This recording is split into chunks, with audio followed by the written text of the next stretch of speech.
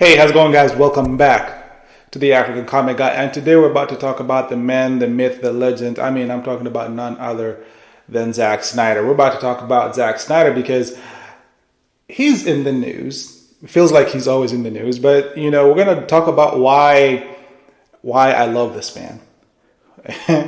At the same time, why he's it's like an enigma. He's an enigma when it comes to not only movies, but comic-based movies, because you have fans who love this man, who are like rabid fans. And then you have the opposite. And the opposite is people who just don't like him. And they don't like him. I don't think they don't like him as a man.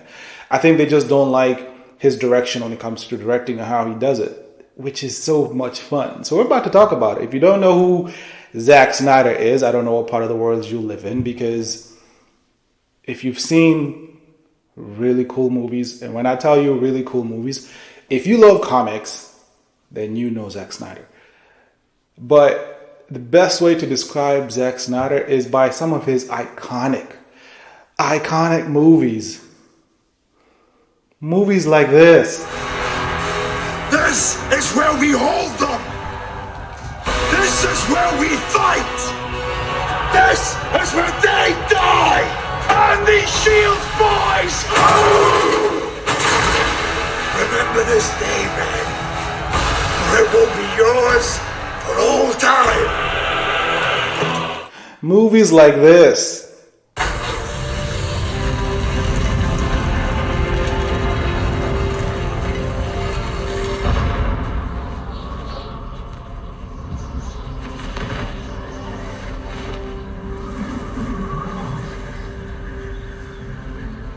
Why am I so different from them? Earth's sun is younger and brighter than Krypton's was. Your cells have drunk in its radiation, strengthening your muscles, your skin, your senses. Earth's gravity is weaker, yet its atmosphere is more nourishing. You've grown stronger here than I ever could have imagined. The only way to know how strong is to keep testing your limits.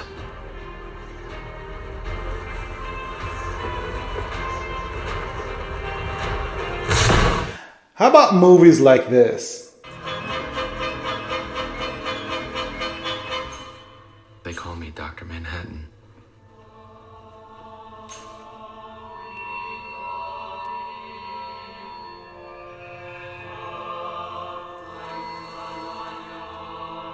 They explain the name has been chosen for the ominous associations it will raise in America's enemies. They are shaping me into something gaudy. Something lethal. That is Zack Snyder. I love this man. I've been a fan of Zack Snyder ever since I watched Dawn of the Dead. I don't know if you've watched Dawn of the Dead. That's one of his very, very first movies. And it's an outstanding zombie movies. There have been so many zombie movies, so many zombie shows, right? Like The Walking Dead. But if you watch Dawn of the Dead and you watch that movie and how that movie is made, done, how it looks, the visuals, the plot, the story, it's an outstanding movie. And as a matter of fact, that movie is actually what catapulted Zack Snyder into, basically, he went mainstream when he made that movie, because this was a small budget movie that made a lot of money. And studios started recognizing this guy. And after that, he started getting offers to do certain movies. But if you know anything about Zack Snyder is he's very careful about the kind of movies he does, because he has a sense of directing. He has a way he likes to do his movies. And so he doesn't accept just any movie. I remember watching 300. 300 for me is one of the best movies ever made. I remember watching the trailer and not necessarily understanding what we were watching. Do you remember the trailer? There was a scene in 300. And here's a scene. Now you tell me what you see when you see this. Madness. This is Sparta!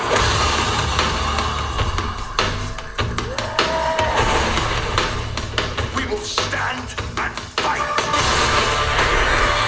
Can you read it? I remember watching it and I never understood what the hell was going on. And then I went to the theater and watched it. And when I tell you, you had to watch this in not only 3D, but IMAX. It was, I just remember seeing Leonidas. This is, and then Gerald Butler in this role was just, I think that also catapulted Gerald Butler into being who he is, because that movie was such a great movie. And from that movie, he was able to do what? From that movie, he was able to do Man of Steel. But before Man of Steel, he actually did another movie that is a cult classic, Watchmen. If you haven't watched Watchmen, no pun intended, you need to watch that movie. If you love comics, I'm telling you, especially if you love the graphic novels, graphic comics, you need to watch Watchmen. I'm telling you, you will thank me. If you haven't watched it, go watch it. I think you can find it on HBO Max or Max. Or somewhere out there. You're pretty sure you can find it on DVD somewhere if you still use DVD. But trust me, go watch Watchmen. And then Man of Steel. I mean, what else can I say about Man of Steel? The introduction of Henry Cavill, the best Superman that I believe we have ever seen. Now, again, disrespect to David Corenswet, who's currently moving forward going to be the Superman, the new Superman.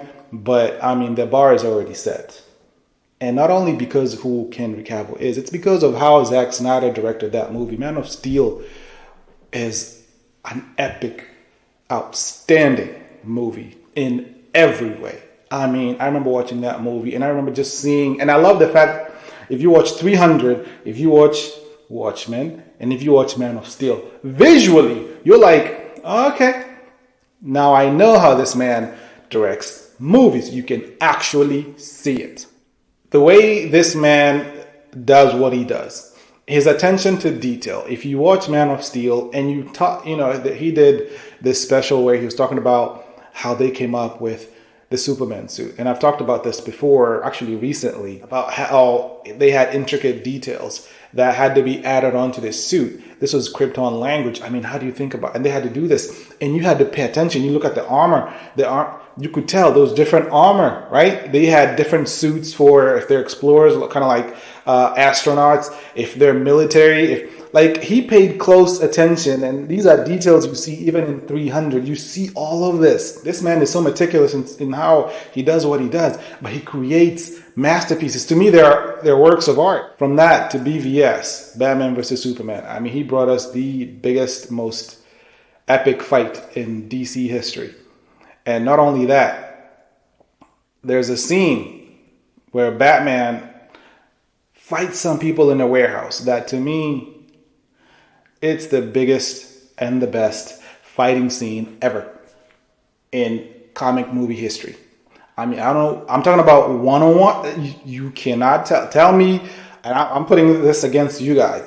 Tell me which movie you've seen in the comics, and that scene right there with that to me was a real Batman. That to me was the way we visually wanted to see Batman at his most badassity, and he brought us that.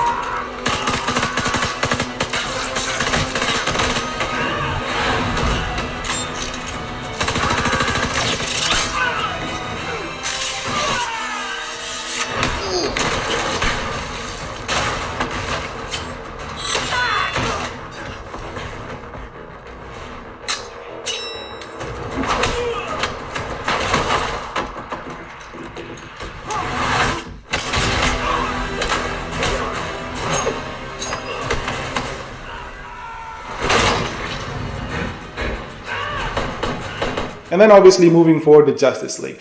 Now, that created a huge fan base for not only the DCEU, but for Zack Snyder, because when you watch his movies and you start seeing there's an alignment here, right? There's a way he likes to do things. He introduced us to Gal Gadot as Wonder Woman, and she's an outstanding Wonder Woman. But the way he does his movies and the way and how seamless they are, I remember watching Steppenwolf, right? Now, if you watch the crazy Justice League, Steppenwolf look like your everyday cryptic person. But when you watch Zack Snyder's Justice League and you watch Steppenwolf and you see Steppenwolf and not only with the armor and the suit that looks like it's moving, right? It reacts to him, right? It almost feels like it's nano-made, right? It's like a nano suit. And then you see Steppenwolf without it, and you see the features, intricate details. Like, you cannot tell me this is CGI. It almost looks too real. But that's because of Zack Snyder. Now, because of how he does what he does, that's created a huge following. People love what he does. Me being one of them, because I loved his writing. I love the way he directs.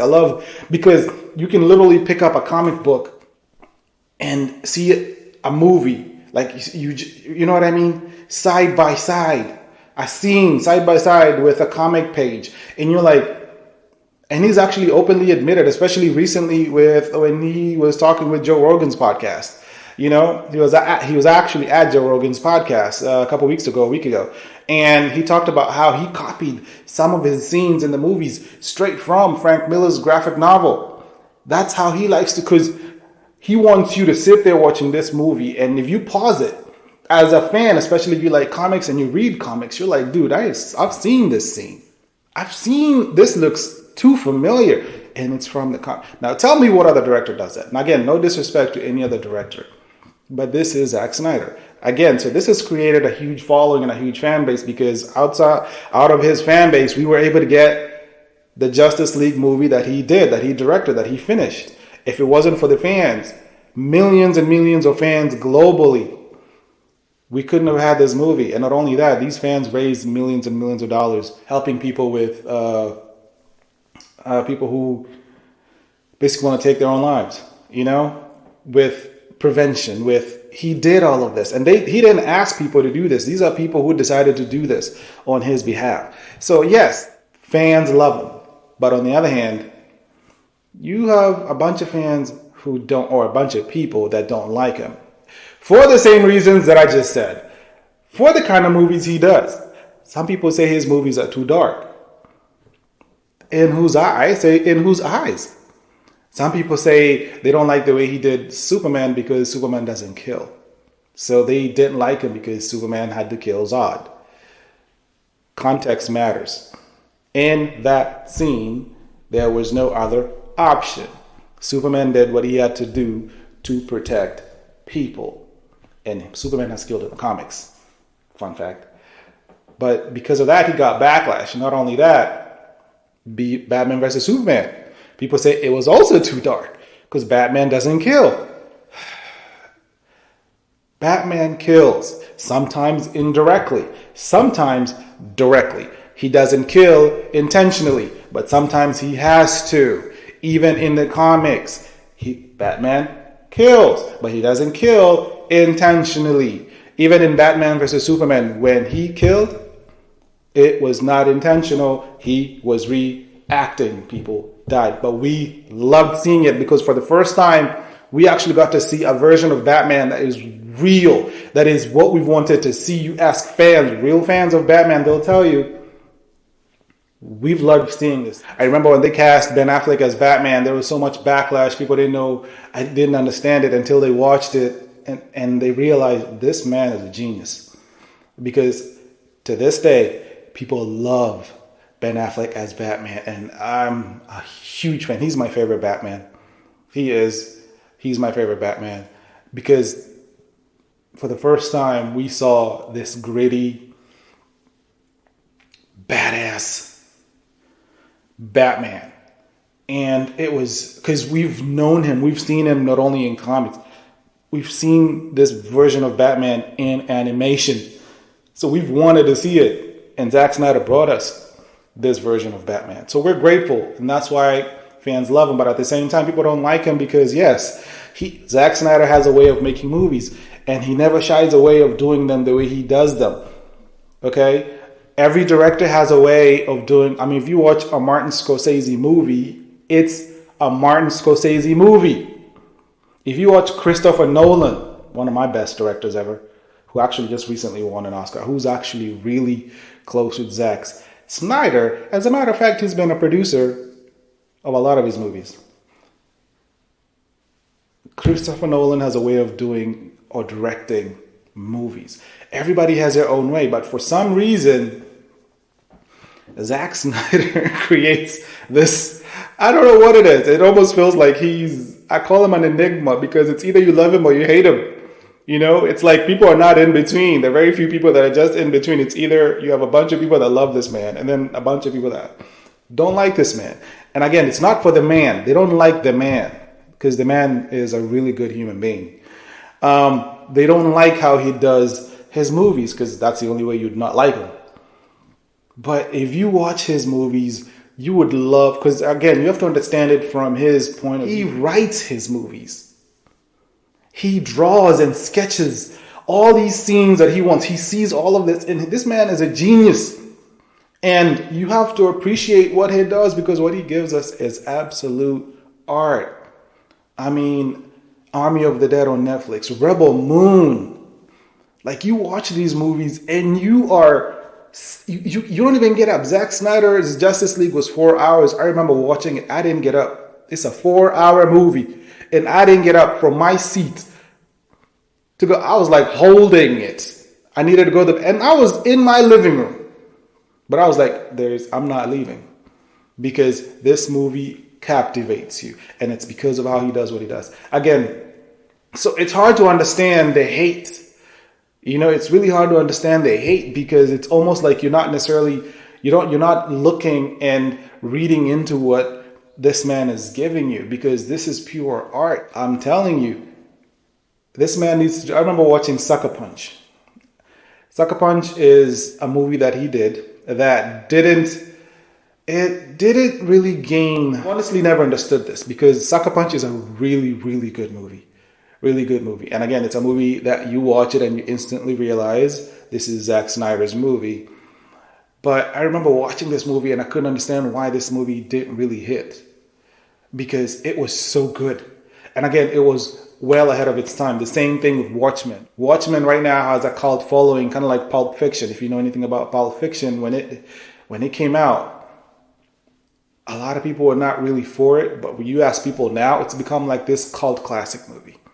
That's what Watchmen is. And a lot of people have asked why there's no sequel for Watchmen. It's not because he doesn't want to do it. But there weren't really a lot of... It's almost like a single comic book. You know, there weren't really a lot of comic books written when it comes to Watchmen, especially the version Zack Snyder was doing, because he was staying true to the source material. But coming back to why it almost feels like Zack Snyder either fits a box or doesn't fit a box. It's honestly because people don't understand how this man does what he does. Because if you watch his movies, you might not like even visually. Yes, you might say he likes shooting. The scenes are dark, but there's a reason he shoots them that way because to him they come off the page. It's almost like coming off the page better, right? It's like you setting up lighting. Sometimes when it's a little bit darker visually, things are more colorful, things are more vibrant, things actually come out better. And again, I can't put myself in his head, but to me, that's how it seems he sees things. So if you're just hating on him because, yes, his movies are dark. Yes, his movies are dark literally because he loves brutal movies for a reason, then you're just hating him to hate him. And that hate makes no sense. But again, we're allowed to have our own opinions about things. I absolutely love this man. Even if I never knew who he was and I watched these movies, I would love these movies and want to find out what kind of director this is. That's how good he is. So to me, the hate is misunderstood. I feel like it's misunderstood and misplaced again, but I'm not going to project my my feelings or my beliefs onto you, but that's the way I feel, because again, I don't understand the hate, because he's given us outstanding movies, and right now so many fans are crying for him to give us more movies. Anyway, hopefully you've understood a little bit about why this man is such a genius, but at the same time really, really either misunderstood or a lot of people misinformed. But this is a really good director, trust me. Anyway, this has been the African Comic Guy. I hope you've learned something from this. Go watch Watchmen. I'll see you on the next episode. Peace.